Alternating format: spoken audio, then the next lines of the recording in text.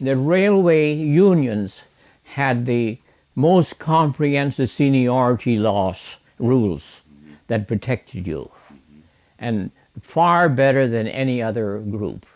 And that was accepted by the railways, not necessarily willingly, because railway unions was chiefly organized as an insurance group, and that's why they all had insurance, because railway workers, the railway jobs were so dangerous that they could not get insurance from ordinary insurance companies.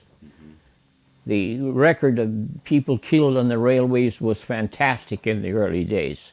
And why is that? Well, of the dangers of the job. Now, I'll give you one illustration of like we all know about, we have the automatic couplers that go together like that. But they didn't have them. What they had initially was the same as Great Britain had, was called a link and pin.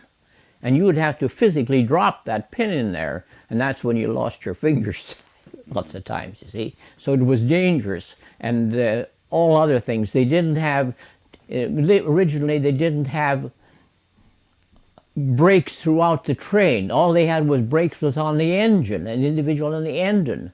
And the reason, and now we had the name brakeman, and now of course later they were called trainmen.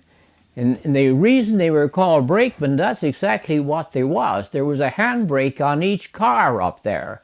And the engineer needed extra brakes, and he would whistle a signal from the top. And the brakeman would have to climb up on the top and tighten down these handbrakes. And that was the only thing they had before they had train brakes throughout the train. Of course, now later they got train brakes throughout the train, and the name brakeman was no longer the technology replaced them. Technology replaced them, and then they'd be called trainmen afterwards. They didn't like to be called brakemen because they didn't have to walk, but they had to walk the top of the climb up the cars, tie on brakes, and of course you must remember this train is the reason you're putting brakes out. You want to slow it down. How did the union justify retaining the firemen when, in fact, in many respects, the job had disappeared? Well, the predominant question was safety. Okay. Well, that was the question of safety. When do you get too safe?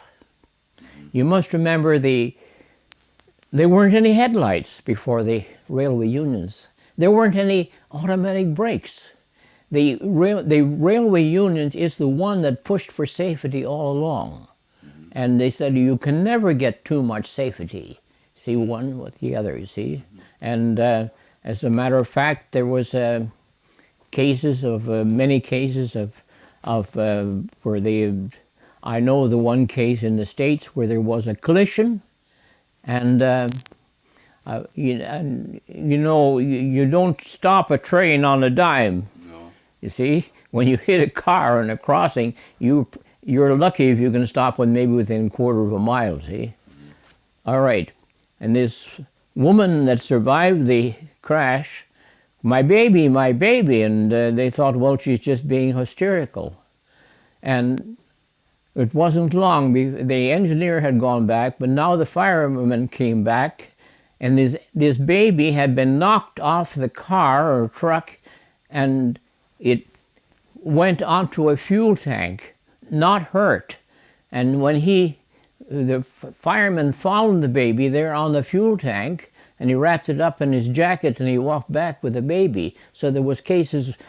So the argument was that when do you get too much safety? And that was the question, when too much safety. So when the order